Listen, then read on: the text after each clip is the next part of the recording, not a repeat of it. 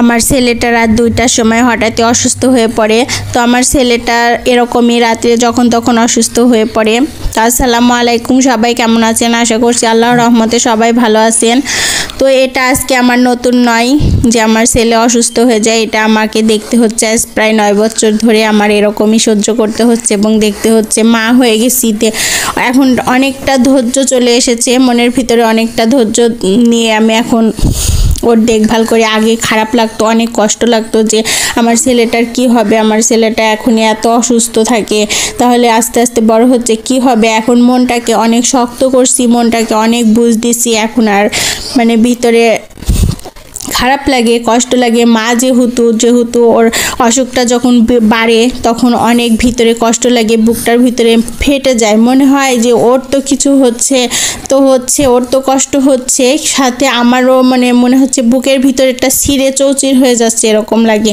ও যখন নিঃশ্বাস নিতে পারে না, ওর যখন কষ্ট হয়, ওর যখন নাক দিয়ে মুখ দিয়ে নিঃশ্বাস বের হয় না, তখন মনে হয় ওর তো কষ্ট হয়ই, সাথে মনে হয় আমারও নিঃশ্বাসটা বন্ধ হয়ে আসছে, আমি যেন নিঃশ্বাস নিতে পারছি না। আসলে যার ঘরে অসুস্থ সন্তান আছে, যার সন্তান অসুস্থ, সেই মাই জানে যে সেই মায়ের কতটা কষ্ট হয়।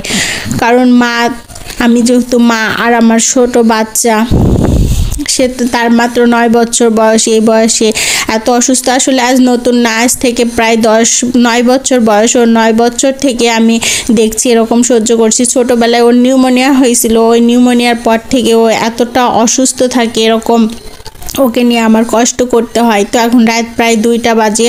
2টার সময় ও হঠাৎই ঘুমের মধ্যে আসে, সেই সময় ওর বুকটুক অন্যরকম হয়ে নিঃশ্বাস নিতে পারছে না। অ্যাজমা রুগী যারা, তারা বুঝবে যে অ্যাজমার কতটা কষ্ট, অ্যাজমার কতটা জ্বালা, এতটা সমস্যা হয়, সেই বুঝবে একমাত্র। তো আমার আসলে ওকে গ্যাস দিয়ে ভালো লাগছিল না, মনটার মধ্যে খুব খারাপ লাগছিল। কারণ আমি আমার মুরগির বাচ্চাগুলোর কাছে চলে আসলাম, আমার বেলকনিতে কিছু মুরগির বাচ্চা আছে।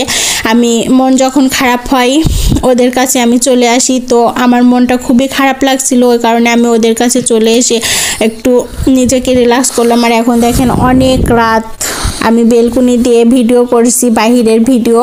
তো অনেক রাত, দেখেন রাত প্রায় 2:30 বেজে গেছে, কারণ গ্যাস দিতে অনেক সময় লাগে, এই কারণে রাত 2:30 বেজে গেছে।